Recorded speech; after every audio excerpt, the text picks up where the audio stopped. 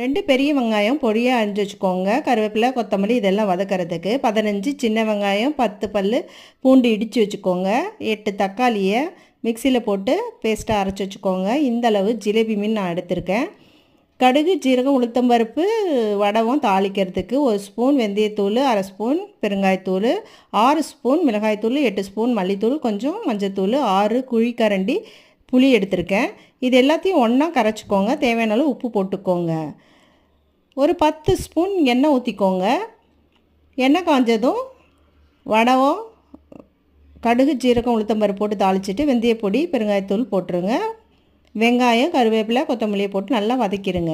இது வதங்கினதுக்கப்புறம் புளி, மிளகாய்த்தூள், உப்பு கரைசலை அதில் ஊற்றிடுங்க. இடித்து வச்சுருந்து சின்ன வெங்காயம், பூண்டையும் அதிலே போட்டுருங்க. நல்லா எண்ணெய் கக்கி வந்த பிறகு மீனை போட்டு ஒரு 5 நிமிஷம் கொதிக்க விட்டு இறக்குனீங்கன்னா மீன் குழம்பு ரெடி. சைட் டிஷ்க்கு மீன் வறுவலும் ரெடி. நீங்கள் ட்ரை பண்ணி பாருங்கள், சூப்பராக இருக்கும்.